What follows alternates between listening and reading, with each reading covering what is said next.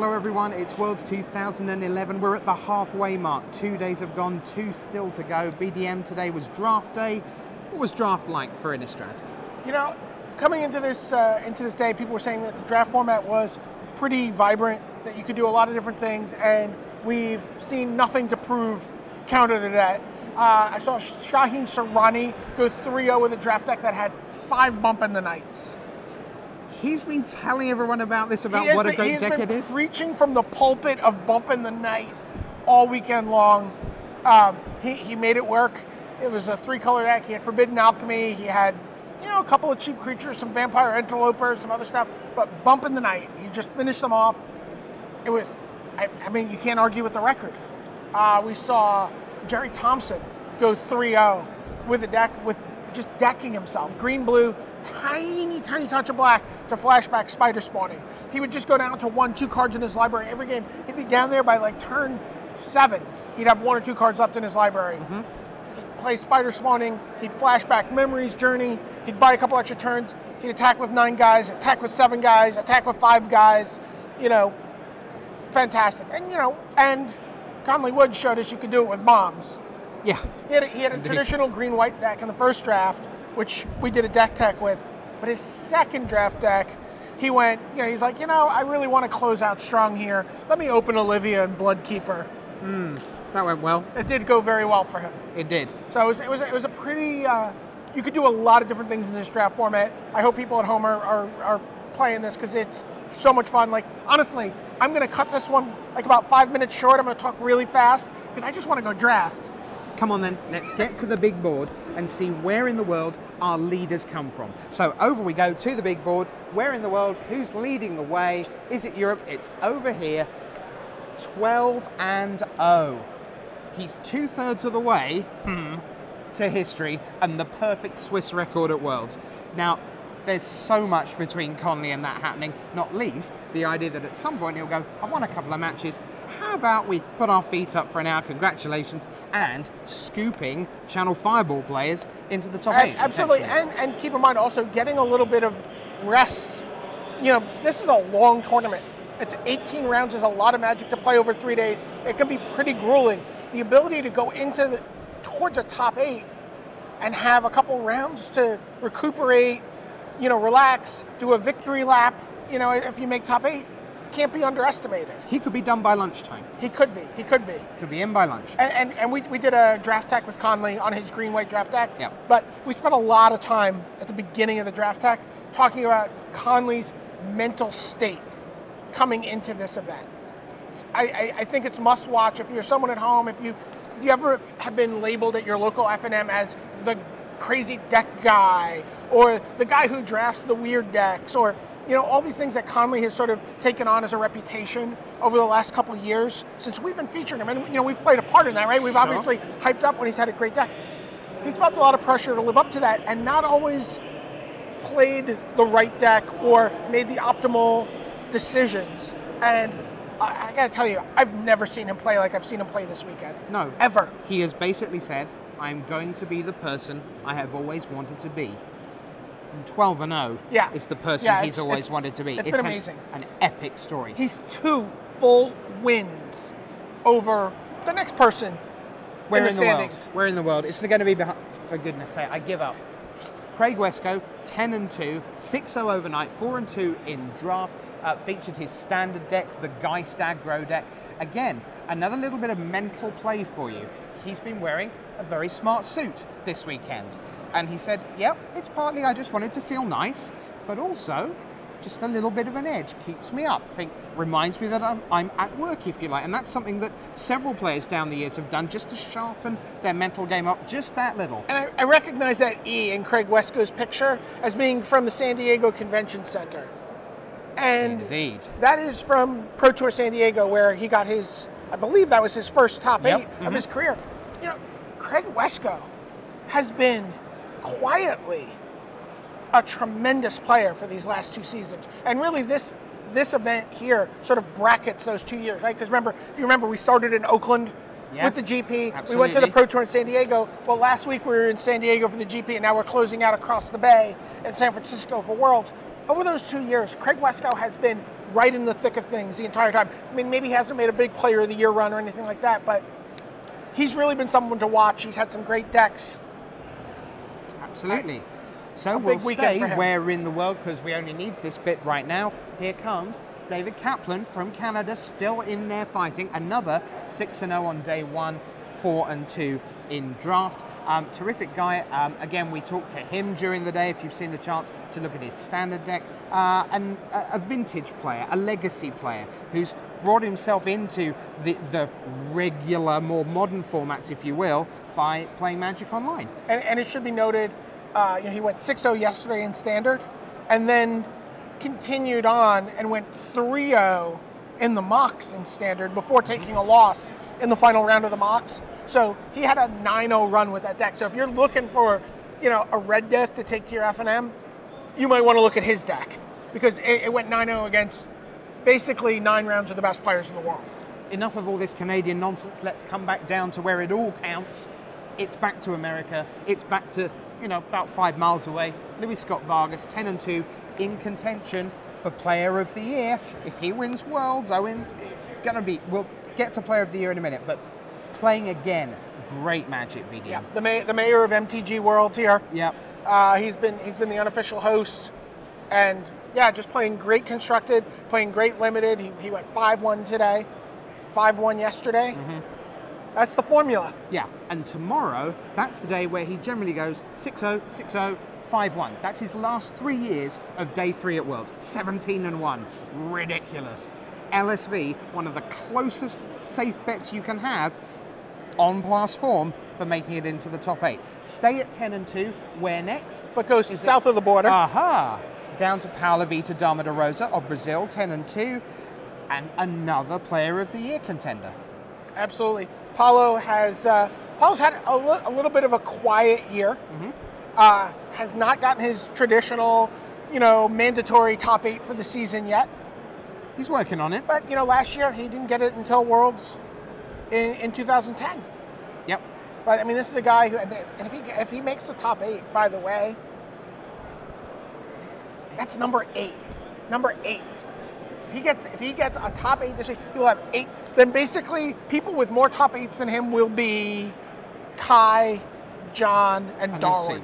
And Nissi. He'll 9. be tied with Darwin. I'm sorry. Uh-huh. Yeah. So, just an absurdly good player. And he will be locked in a room along with all the Channel Fireball guys tonight. Still at 10-2. Who's next? Matthias Hunt. This is my pick for Rookie of the Year. Doing all right then, aren't you? We talked about that coming into it. I've been really impressed. I've gotten to watch him play at the Grand Prix. Very thoughtful player. Very, very good deck builder. He's someone I would expect to have a really, really good deck for Modern. He built the first extended deck of the 2011 season for Atlanta when Jason Ford won Grand Prix Atlanta with the Scape Shift Valakut deck, the Prismatic Omens. Mm-hmm. That was his build. He's a guy who knows his way around some of these older formats. I'm excited to see what he does tomorrow. Another interesting tidbit with him. I talked to Martin Scheinin, Grand Prix winner of Barcelona. He's a school teacher. And I said to him next time I saw him, I said, so what's it like going into school when, rather than your kids having an exciting weekend, you were the guy who, I went off to Barcelona, I'm all over the internet. And Matthias Hunt is also a school teacher. He is also a school teacher. I mean, yeah. Can you just imagine him going back to the kids on Monday and Tuesday? He said he gets a little bit of ribbing. Yeah. From his students, But sir, you're playing with elves and goblins. It's like, yeah, and wouldn't you like to too? Let's be honest. All right, we've got one more. Where in the world? Is it yet another North American? It is not. It is Tobias Greifensteiner, one of the brothers. There you see him in this. Wondering why he's here all alone on this continent while everyone else is over there. 2 words, green card. So, Tobias Greifensteiner, 10-2, one of the Greifensteiner brothers, along with brother Daniel. Right near the top of German Magic for many, many years. Right in contention again. There are so many players. So we only talked about players who are 10-2 or better here. Yeah. But like, if we cut right now to a top 8, we just said, you know what? We're not doing day 3. Yep. The 8th player in the top 8 would be Ian Wood, who, by the way, last year at Worlds, past of an Australian national team, who was so close, and a terrific player. You could actually dice up the top 40 players into 8-player chunks, and any strata of players would make an amazing top 8. That's absolutely true. We will see, as you start seeing who the Player of the Year contenders are and see how many are still in after 2 days, you will see that it's all bubbling up very, very nicely. Let's go to the Player of the Year standings, and we begin with Owen Turtenwald. He came in with a big lead. He's at 9-3. Now, 9-3 is great, but it's all about tomorrow. If Owen gets himself into the top 8, it becomes very, very hard for people to catch him. If he misses the top 8, then anyone who gets into the top 8 may well have a shot on Sunday. And what's interesting about that is a lot of the people who might catch him happen to be wearing Channel Fireball shirts. Just like Owen. And those guys are all working on Modern together, so they're all going to have the same deck. So it's not like Owen can go into that day 3 and go, you know what? I've got the deck edge on the people who are chasing me. They all have the same deck. Yeah, and 2 years ago, he could have gone, I wonder what Conley's playing. But now, he just looks to his left, and you can see what Conley's playing. Right, so, and Conley's going to be playing the team deck. Absolutely. So that's Owen. Next up, Martin User. Why is he all red? Yeah, now why you is see, is that bad? That's the colour of not bad? So exciting. 6, 5, and 1. That means he's done. He cannot make top 8, we believe, at that record. The 5th defeat is where we draw the notional line. There's still like the possibility of Legionnaire's disease. Oh, I mean, something like that. What a charming thought. Thank you for that. I'm just trying to. I just want to get Martin's spirits up. Okay. Legionnaire's disease. You heard it here first. All right. Next, we have 2 Americans, LSV and Ben Stark. Not in red. No. And that is 10-2, by the way. Ooh. 10-2, 9-3. Yeah, if you could just pencil that in, that'd be great. 9-3 for Ben Stark. So both of those in contention will need a good run. 14-4 we think is about the margin. What about the 3 Japanese players, the former players of the year? Here they are, Yasuoka 8-4 on the margin, the 4th defeat. Yuya Watanabe 9-3, good stuff. Shuhei Nakamura for the Hall of Famer BDM, end of the road at 7-5. Yeah, I think the wind went out of his sails a little bit. He's been grinding down the stretch of the season, and I think getting into the Hall of Fame, and I think it just took a little bit of his wind out. He didn't seem to have that same kind of fire that maybe he had earlier in the year. Well, I mean, your focus, it's the culmination of a decade and more of excellence at a game you love, and you've traveled more miles in that time than arguably anyone ever has to play Magic. So, obviously going into the 2012 season, we're not going to see as much of Shuhei. No, actually, Shuhei's going to be in every Grand Prix, apparently, in the first season of Honolulu. Yeah. He's going everywhere, so he'll be back. So, second sheet, this is where the less likely candidates are.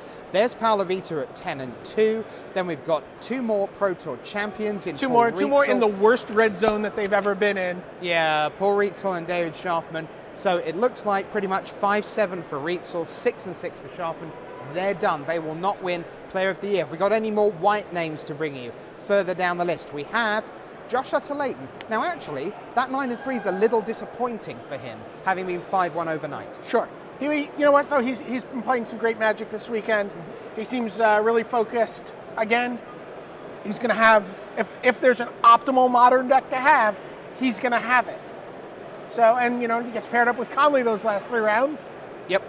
There's a chance of some points there. And finally, we have the players who needed team results to go their way. They have not done so. So Vincent Lemoine, David Ochoa will not be winning Player of the Year. It was always a very big long shot. And although Team USA have come up, we'll talk more about them in a mo, they are both done in the Player of the Year. Now, what about the rookie? What's going on there? Rookie of the Year, we already saw Matthias Hunt, is sitting there at 10-2. Right behind him at 9-3 is Fabian Thiele. The 2 guys have been sort of sitting next to each other, playing matches next to each other the whole weekend.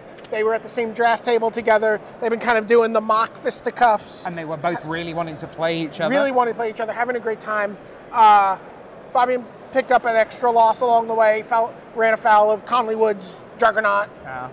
And so, tomorrow is going to be, we have 6 rounds really that seem like they will determine the Rookie of the Year race. Elie Pichon is fairly far back in the standings. I don't think he's going to be a factor. Sure, so that's Player of the Year, that's the leaders in the main event, that's Rookie of the Year. What have we got left? We've got teams. Well, let's just talk about the mocks for a second, though. Oh, of course, yeah. I just wanted to say, David Kaplan, 3rd place. Junya Ianaga, 13th place. Andrew Cuneo, 15th place. Bing Luke, 22nd place. Florian Pills, 40th place. The Mox players are representing themselves exceptionally well so far this weekend. I have a hypothesis for you, yes. and it goes like this. Last year, the Mox format were Wiggly Woggly Woo, Woggly Blah Blah Blah, and Hi Hi Hi Hi. This year, it's Standard, Draft, and Modern Equivalent. So, right. I think the focus of the Mox players this year has really gone, we can hurl everything at the one No thing. Masters Edition draft. No Masters 4, no Right. Med 4. And, Right. and they've really been able to just bear down on the core formats, and it's really made a Right. difference. And if they're doing well in Worlds, then they're also going to be able to do well in the Mox. Absolutely. So finally, the team standings. So I have a question. Yes. I know you speak British. I speak English. Sure. What is the British equivalent of eat? Munch, chomp. Chomp. I like chomp. Okay. So I'm looking forward to chomping a shepherd's pie. Are you? I am. Just gonna. Yeah. Just gonna. Yeah. Gonna so circle. He's Just gonna gonna do circle. I'm gonna circle that right there. USA, USA, USA. Sorry, I hope I sound enthusiastic enough. Well, I mean, kudos though. I mean, No. the British team has done very well for themselves. They've done very well. They've moved all the way up to 19th place. I mean, that's very good considering how badly they were doing coming into today. 7 minutes ago, Brian David-Marshall had 5,000 Facebook friends. Now, 409. You're not my friend. Well done, boys. 31st to 19th is very good, and we'll be in the top 8 tomorrow. Just you wait and see if we aren't. That is the story of Worlds on day 2. Tomorrow, 2 team rounds to bring the Brits up, and then 6 rounds of Modern down the stretch. What do you think Modern's going to look like tomorrow? We really don't know. We really, really don't know. I am off to a room with some friends of mine, all of whom, strangely, are going to be wearing matching t-shirts. And one of the words is channel. That's my plan for day 2 night. You have a very good day 2 night, sleep, and we'll be back again on day 3 for the full story of Modern. For the Pro Tour historian and USA flag wearer, Brian David-Marshall, I'm your host, Rich Hagon, saying bye.